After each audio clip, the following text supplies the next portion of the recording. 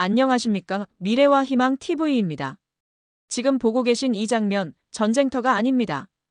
2025년 9월 예술과 낭만의 도시, 프랑스 파리의 모습입니다.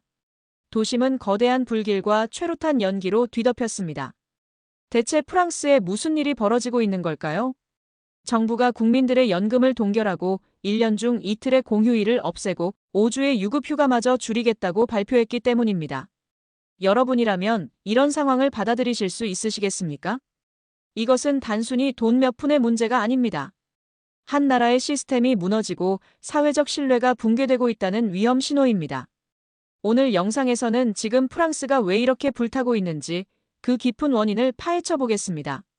그리고 이 불길이 과연 프랑스에서만 머물게 될지, 우리에게는 어떤 경고를 보내고 있는지 함께 생각해 보겠습니다. 끝까지 시청하시면 남들은 보지 못하는 세계 경제의 거대한 흐름을 읽는 눈을 뜨게 되실 겁니다. 2025년 9월 10일 프랑스 전역을 마비시킨 운동의 이름은 BLOQUONS 타우트, 우리말로 모든 것을 막아라입니다. 이 운동은 특정 노조나 정치단체가 조직한 것이 아니었습니다. 마치 2018년 프랑스를 뒤흔들었던 노란 조끼 시위처럼 평범한 시민들이 소셜미디어를 통해 자발적으로 분노를 표출하며 시작되었습니다. 그 파급력은 상상을 초월했습니다. 순식간에 20만 명이 넘는 사람들이 거리로 쏟아져 나왔고 전국 430여 곳에서 동시다발적인 집회와 도로 봉쇄가 시도되었습니다. 특히 수도 파리의 상황은 심각했습니다. 유럽 교통의 심장부인 파리 북역 앞은 그야말로 아수라장이었습니다. 1,000명이 넘는 시위대가 경찰과 격렬하게 충돌했고 경찰은 자욱한 최루가스와 함께 강력한 물대포를 쏘아대며 저항을 짓눌렀습니다. 파리 외곽의 몽트레유 고속도로에서는 시위대가 설치한 바리케이드에서 시뻘건 불길이 치솟고 검은 연기가 하늘을 뒤덮어 결국 소방대까지 출동하는 사태가 벌어졌습니다.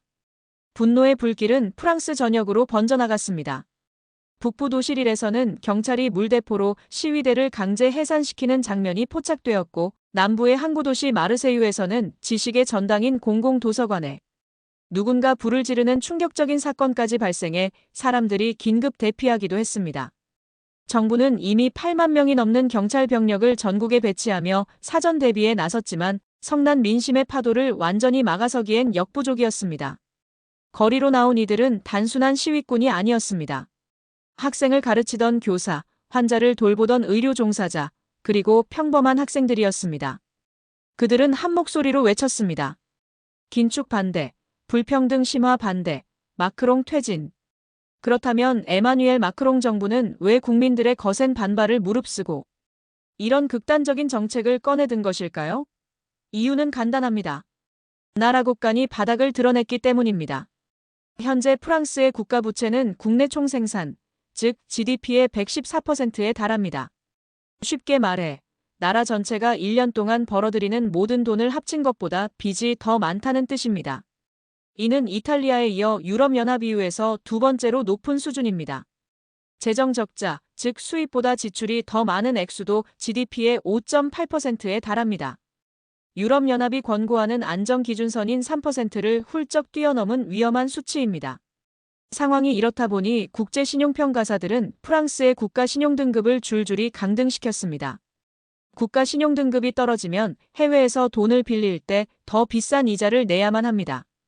빚으로 빚을 막는 악순환이 시작되는 것이죠. 마크롱 정부는 이 위기를 타개하기 위해 2026년 예산에서 무려 440억 유로, 우리 돈으로 약 52조 원에 달하는 정부 지출을 삭감하겠다는 계획을 세웠습니다. 그 내용이 바로 서두에 말씀드린 국민연금 동결, 공공의료 예산 삭감, 공휴일 및 유급휴가 축소인 것입니다. 정부 입장에서는 더 이상 물러설 곳이 없는 국가부도를 막기 위한 마지막 수술이라는 주장입니다. 하지만 시위대는 정부의 주장을 믿지 않습니다.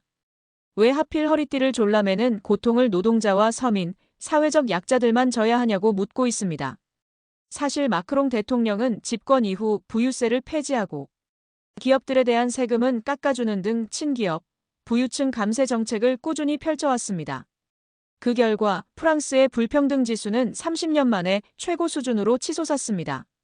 부자들은 더 부유해졌지만 평범한 사람들의 삶은 더욱 팍팍해진 것입니다. 그런 상황에서 정부가 재정 위기를 이유로 연금과 의료비, 휴가까지 빼앗아 가겠다고 하니 국민들의 분노는 극에 달할 수밖에 없었습니다. 이것은 단순한 경제 위기가 아니라 사회적 공정성의 위기인 것입니다. 부자들의 세금은 깎아주고 서민들의 복지를 빼앗아 그 구멍을 메우려는 것 아니냐는 것이 바로 거리로 나선 20만 명의 절규인 셈입니다. 엎친 데 덮친 격으로 프랑스 정치권은 극심한 혼란에 빠져 있습니다.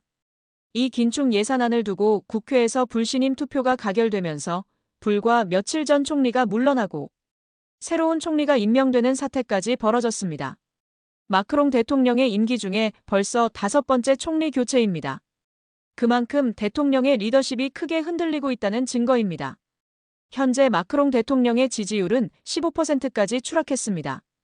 극우 정당의 마린 르펜은 총리를 바꿀 게 아니라 조기 총선을 통해 국민의 신임을 다시 물어야 한다며 정부를 압박하고 있고, 좌파 정당들은 새 정부에 대한 불신임안을 또 제출하며 정치적 공세를 이어가고 있습니다.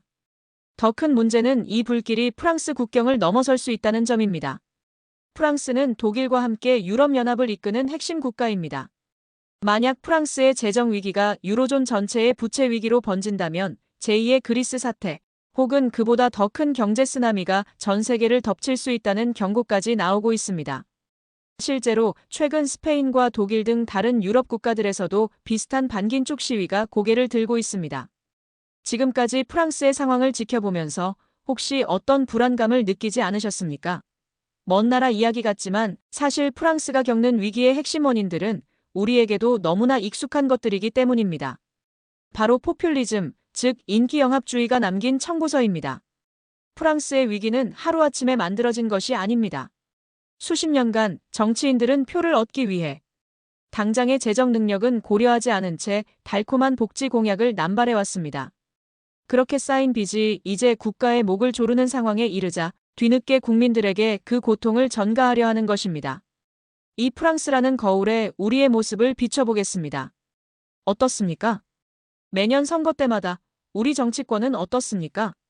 국가의 미래 재정은 다음 정부의 몫으로 밀어둔 채 너도 나도 앞다투어 현금 살포, 무상 지원 같은 공약을 내놓습니다. 이것이 바로 미래 세대의 주머니를 당겨 쓰는 전형적인 재정 포퓰리즘입니다. 오늘은 신용카드로 파티를 열고 그 빚은 우리 아이들에게 갚으라고 하는 것과 다르지 않습니다. 세계에서 가장 빠르게 늙어가는 나라, 대한민국. 국민연금 고갈 문제는 이미 수십 년 전부터 예고된 시한폭탄입니다. 하지만 역대 어느 정부도 어느 정치인도 이 폭탄을 해체하려 하지 않았습니다.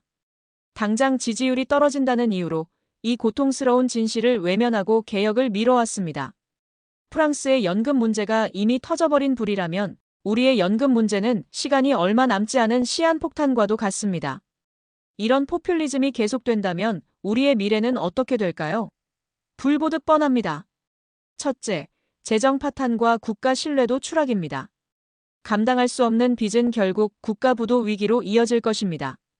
원화 가치는 폭락하고 해외 자본은 썰물처럼 빠져나가며 우리 경제는 회복 불가능한 타격을 입게 될 것입니다. 둘째, 걷잡을 수 없는 사회 갈등의 폭발입니다. 정부가 결국 프랑스처럼 연금을 삭감하고 복지를 축소하는 극약 처방을 꺼내들 때 우리 사회는 그것을 감당할 수 있을까요? 아마 프랑스보다 더 극심한 세대 갈등, 계층 갈등이 터져나올 것입니다. 약속을 믿었던 국민들의 배신감은 정치 시스템 전체에 대한 불신으로 이어져 대한민국이라는 공동체 자체를 뿌리부터 흔들게 될 것입니다. 결국 포퓰리즘이라는 달콤한 독은 처음에는 잠시 고통을 잊게 해줄지 몰라도 결국 우리 사회를 서서히 죽음으로 몰고 가는 치명적인 질병입니다. 우리는 지금이라도 이 독을 해독해야만 합니다. 오늘 우리는 프랑스에서 벌어지고 있는 거대한 사회적 갈등을 살펴보았습니다. 정부는 지속 가능한 미래를 위해 고통스러운 수술이 불가피하다고 말합니다. 국민들은 오늘의 희생이 불공정하며 미래의 희망마저 빼앗아 간다고 절규합니다. 이것이 과연 먼 나라 프랑스만의 이야기일까요? 높은 세금 부담과 경직된 노동시장, 저출산과 고령화로 인한 연금 부담, 늘어나는 국가 부채. 프랑스가 겪고 있는 구조적인 문제들은 사실 우리가 마주하고 있는 현실과 놀랍도록 닮아 있습니다. 미래 세대를 위해 현재 세대가 어디까지 고통을 분담해야 하는가? 성장을 위해 복지를 어느 정도까지 줄일 수 있는가? 그리고 그 고통 분담의 기준은 과연 공정한가? 프랑스의 시위는 우리에게 이 어려운 질문들을 던지고 있습니다. 이 질문에 대한 지혜로운 답을 찾지 못한다면 프랑스의 불길은 언젠가 우리의 문제가 될지도 모릅니다.